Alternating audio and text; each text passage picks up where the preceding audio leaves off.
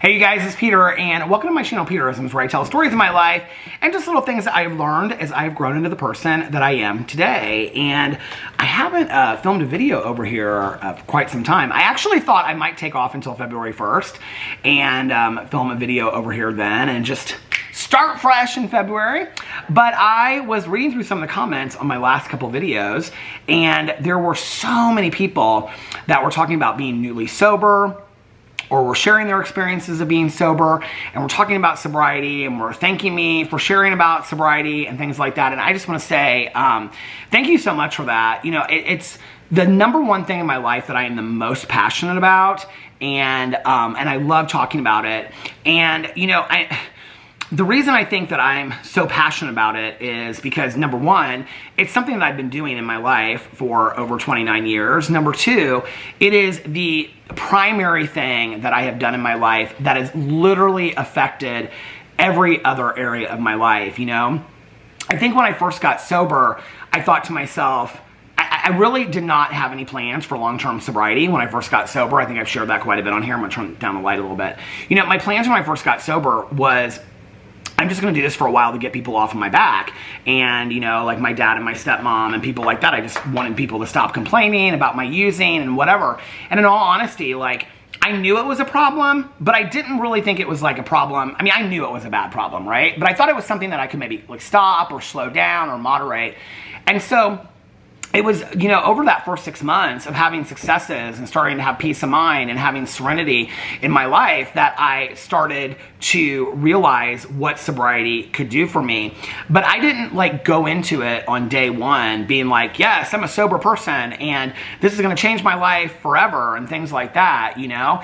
And the reality is that when I look back and I look at my marriage, me even being able to be on YouTube or make videos on YouTube, you know, the friendships, the relationships that I have in my life, in and out of recovery, people that are not in recovery, people that are, my family relationships, the way that I've handled situations in my life, all of it, everything that I've had, every opportunity I've had, I can like string back all the way to my sobriety, because if I wasn't sober today, I wouldn't be here, number one.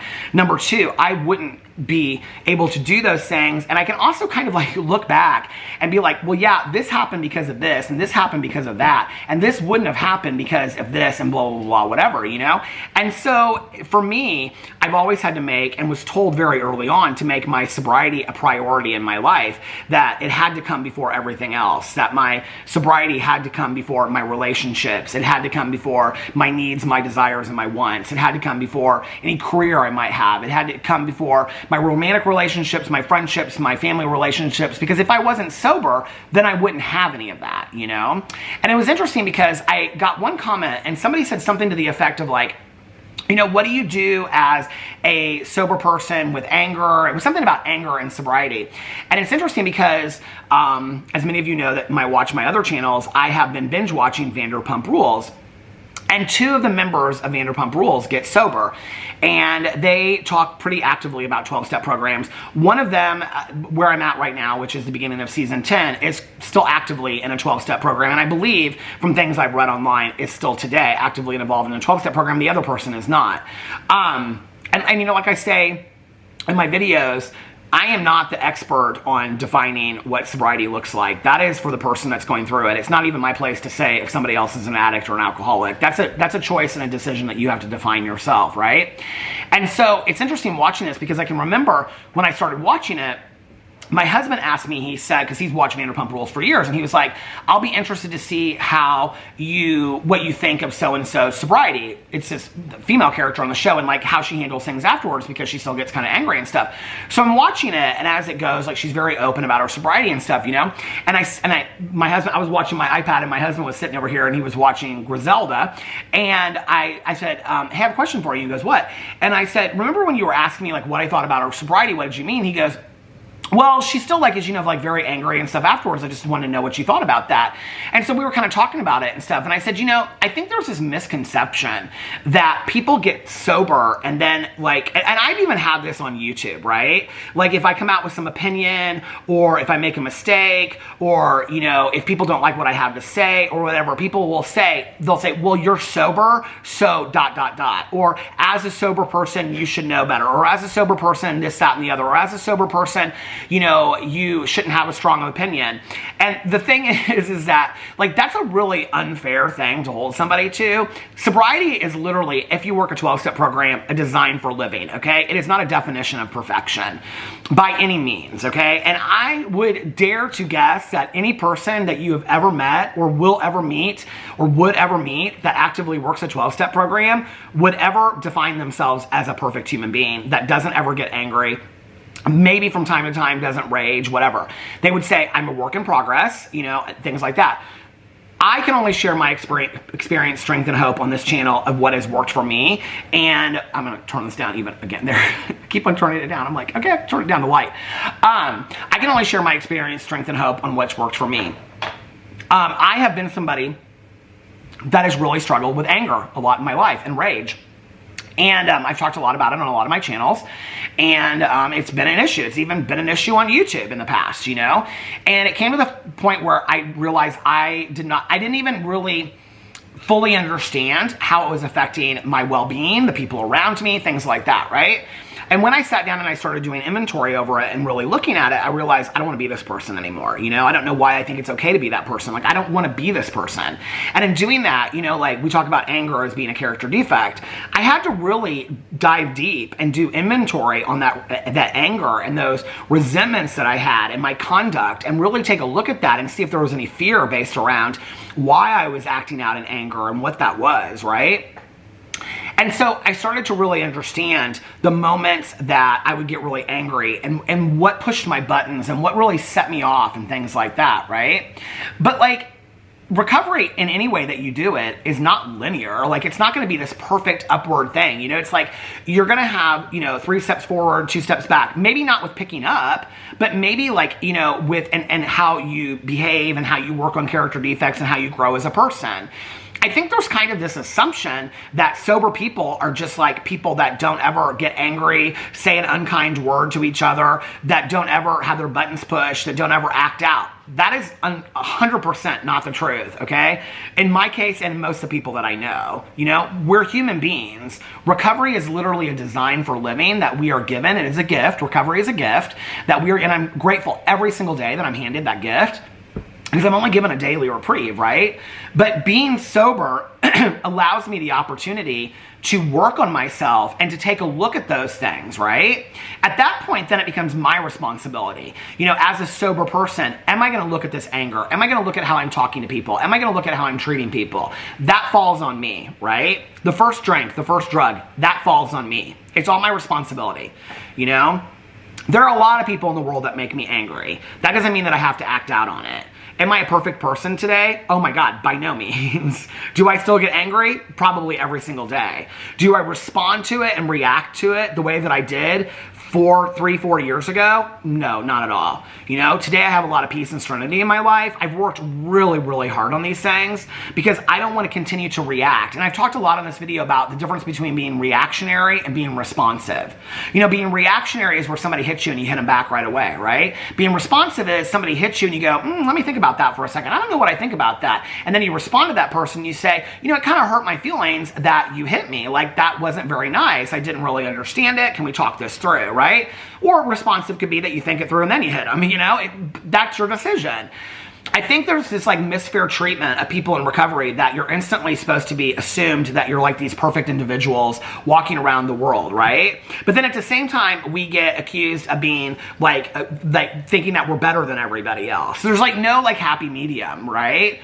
All I know is that I'm a person today that doesn't drink and doesn't use drugs, and I'm doing the best that I can do to get by. And when things are brought to my attention, I work on them. When things come up in my life that I'm like, okay, wait, this is a flaring or glaring character defect that I need to take a look at because it's bringing disruption to my life, it's bringing disruption to the people around me, I need to work on it. And that work is not easy, you know?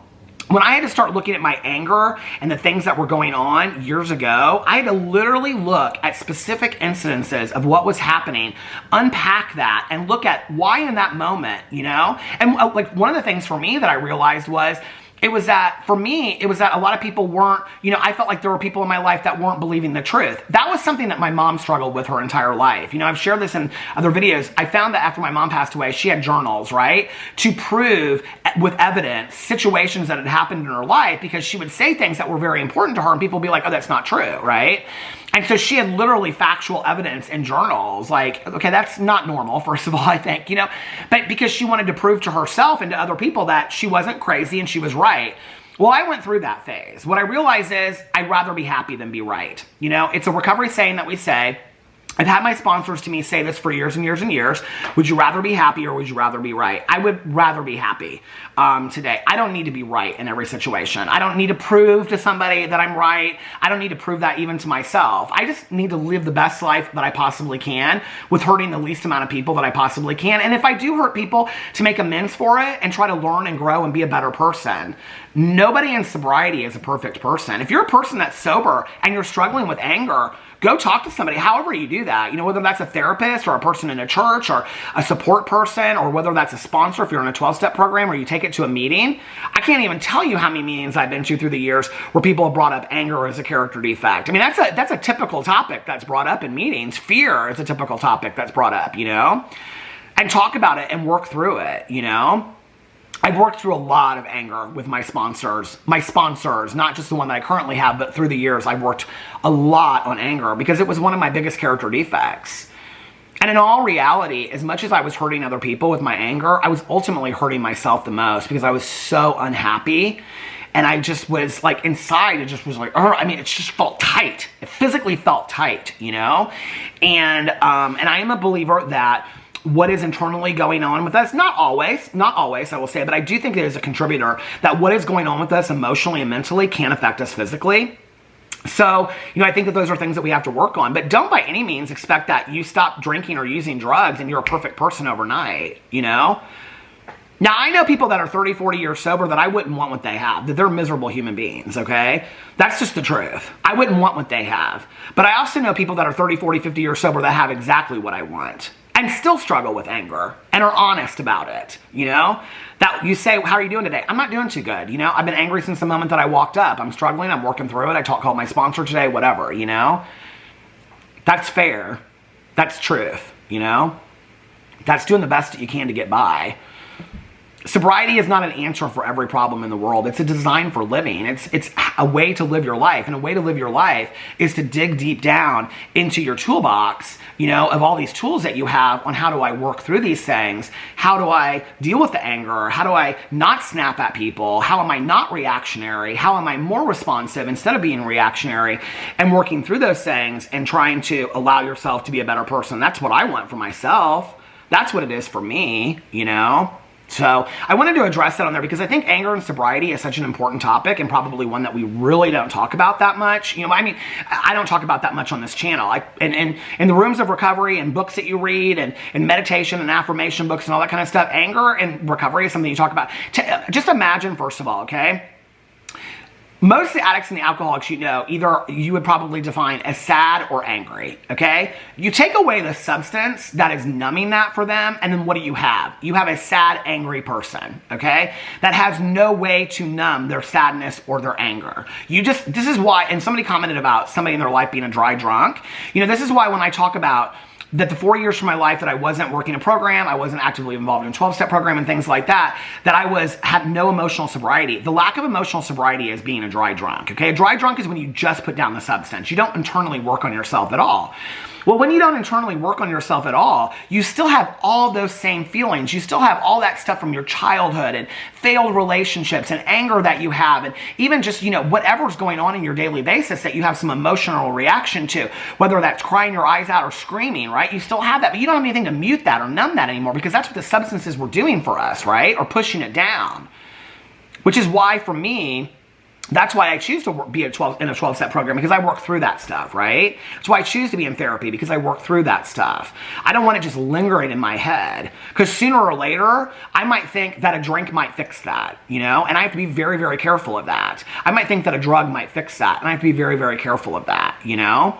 And so I think it's important that I talk more about that on my channel, about real emotions and relations relating to sobriety. Somebody asked in the comment section, I'm just going to address two more things. Somebody asked in the comment section if I would ever think about starting a specifically addiction-related channel. I'm going to talk, I said in here like a year ago or last October that I was going to start talking a lot about addiction.